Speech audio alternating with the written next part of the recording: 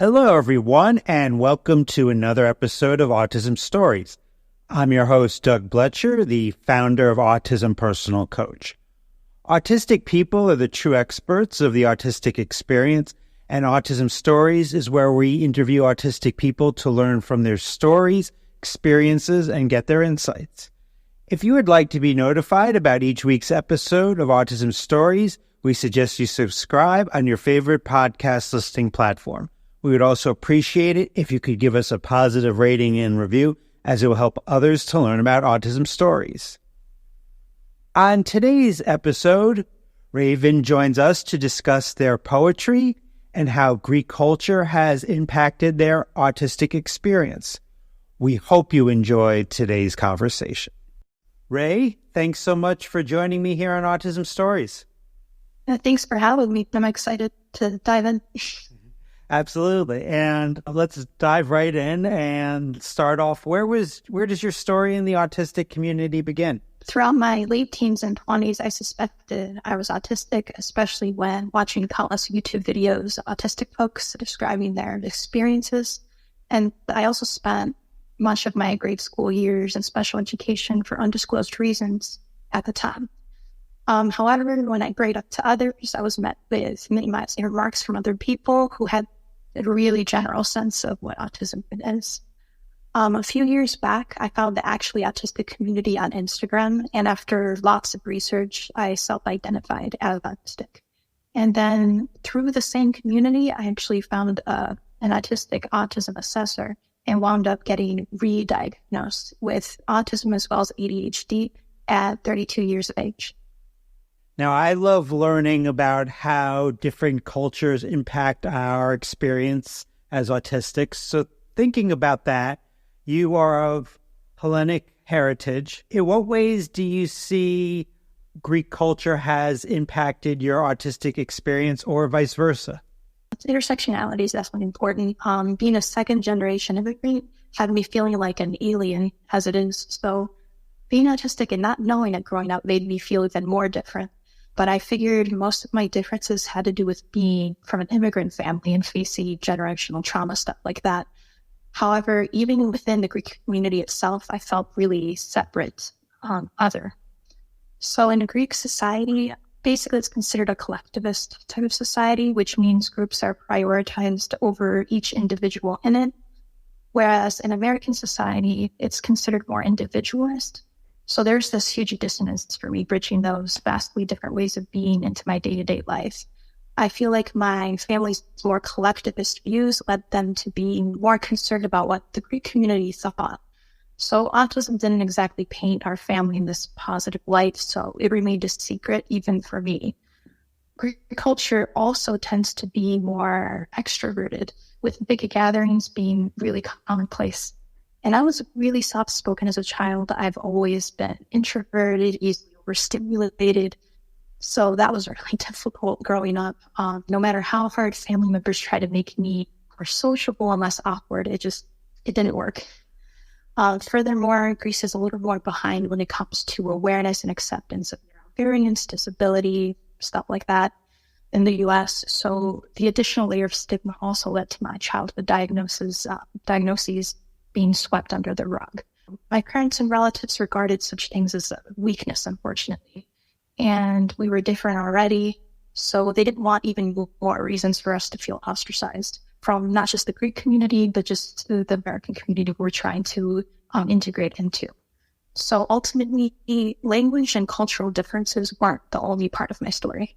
Now, I learned about you on your Instagram page, which states that it's a musings of the spectral soul. So the definition spectral states of relating to or suggesting a specter, ghostly or ghost-like. What's the impact of ghosts on your life? So I'm definitely drawn to supernatural things, ghosts included, but the spectral on my page is used more like in a poetic sense. So I think the best way to describe the inspiration behind it is to share one of my poems from the book Spectral Lines. So here it goes. Spectral soul, a walking spectrum of color, some bands of hue contradicting others, reds and greens and yellows fluctuating in brightness. Ghost-like to neurotypicals. Under that chic for a mask, is there even a human, let alone a soul? Lack of adherence to social norms petrifies all who don't know I have a rainbow living in this body, but spectral has two main definitions. Maybe I can be both. So basically, I feel not human at times, most times, if I'm being perfectly honest, but I'm still human. I'm simply a human who also happens to be autistic. Passerby don't see all my intricate inner workings because autism is such an internal experience for a lot of us. So some just think maybe I'm strange, maybe ghost-like, who knows? Well, I love poetry, so thank you for sharing that. And I also love when I see people creating community, not just for themselves, but for other autistic people as well. So in thinking about that, you started the Autistics Poetics page on Instagram in which you share poems from fellow autistic poets. Have there been things or have there been ways your life has improved by sharing poems from fellow autistic poets? Poetry is my main special interest. It's been that way for a long time. And discovering that that's the case for many other autistic people made me feel really seen. I noticed there wasn't much of a poetry space online for autistic poets, so I figured, why not create one? So I did that a few years ago. The main way it has improved my life is making new friends who experience the world so similar. Too many times I've heard that I couldn't possibly be autistic because autistic books are literal and poetry is so figurative. And I'm very literal most times, but I can also be figurative due to the countless hours of writing, studying poetry, going to school for it, etc. So, it's one of those things that autistic poets can definitely be figurative and literal. And that includes the people featured on Autistic Poetics. It's interesting. When I was younger, I didn't think I liked poetry. And looking back, it wasn't because I was literal or not. It was just because sometimes I didn't understand or comprehend. Just kind of, sometimes poetry isn't in plain language. So, yeah, absolutely. I actually didn't really like language arts or English for a long time. It's just strange that turned into my special interest of all things. Yeah, I didn't really understand it. It wasn't just a literal aspect. It was just my reading comprehension, that kind of thing. It was tough. English being my second language, that kind of thing. So, yeah, poetry is somehow my special interest. Not only is it your special interest, but as people just heard a couple of minutes ago, you're a very talented poet. And I wanted to ask you about one of your poems, Riverlift. In the poem, you stated, "My words aren't meant to even keel you. No, they'll either catapult you to cloud nine and beyond or bring you to your knees." I love that. I'm wondering, when you haven't shared your thoughts with the world, something I've been guilty far too often in my life, or it's just been difficult to do. What have been some of the consequences for you in those situations? And before I answer this, thank you so much for saying all that. This poem definitely was inspired by those times when I finally let my truth out after all these years of keeping it extremely suppressed. Being direct and being perceived as rude for the most part. And I was more afraid of offending others than speaking my mind respectfully. And the consequences of not sharing my true thoughts tends to lead to resentment and masking, and then that leads to burnout and even more chronic pain, and it's just this whole vicious cycle. Yes, as I am 46 right now, and in recent years, I am realizing those things building up in my body, and chronic pain definitely as a result of masking and not sharing my truth and being direct in communication. So your poems have been featured in several online and print publications, and you've also written a couple of poetry books.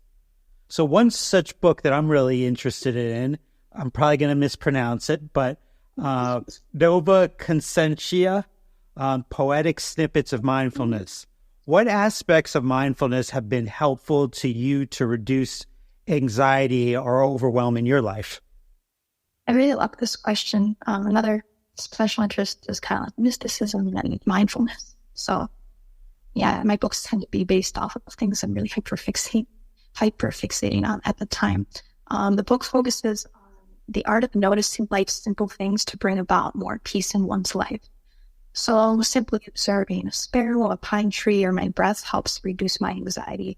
I also like to write journal entries, I guess, or letters to my feelings, especially the unpleasant ones. And I just kind of sit with them instead of shunning them. Unfortunately, it's not always easy. It usually isn't, but I try my best. I am sure it's not easy at all, but I really love that idea of writing letters to my feelings. I think I'm going to have to borrow that idea and attempt to do that in the very near future. And lastly, Ray, how can our listeners learn about you and your poetry beyond this interview? Okay, so my main website is sunraypoetry.com, and the Ray part is spelled REI, which includes my poetry editing services, links to my books, and my poetry blog. And I also post poetry on my Instagram pages. So one of them is sunray_poetry, and the other one is spectral_ray. Then there's a poetry group I co-admin on Discord of mostly autistic, ADHD, and holistic neurodivergent writers and artists, and that's called Poetic Souls. We will share that information in the podcast description for this episode.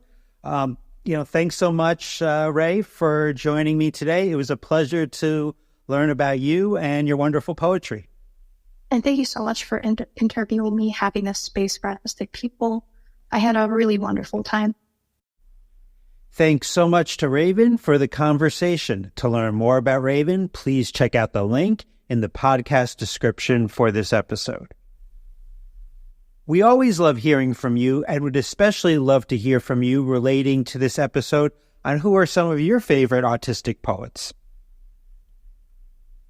Did you know Autism Personal Coach provides neurodiversity affirming support by autistics for autistics? We empower autistic adults and teens to lead self-directed, purpose-driven lives through our customized life coaching and community groups. Our distinct approach prioritizes each client's unique goals and preferences, fostering a sense of agency and promoting self-advocacy. Coaches work collaboratively with clients to develop personalized strategies and tools that can help with executive functioning, emotional regulation, relationship building, stress management, and much more.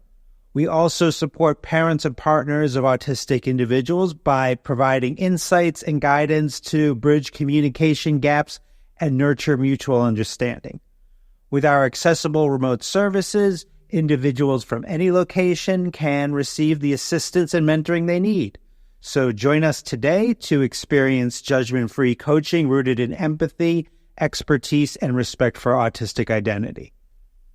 Until next time, I'm Doug Bletcher of Autism Personal Coach. Talk to you then.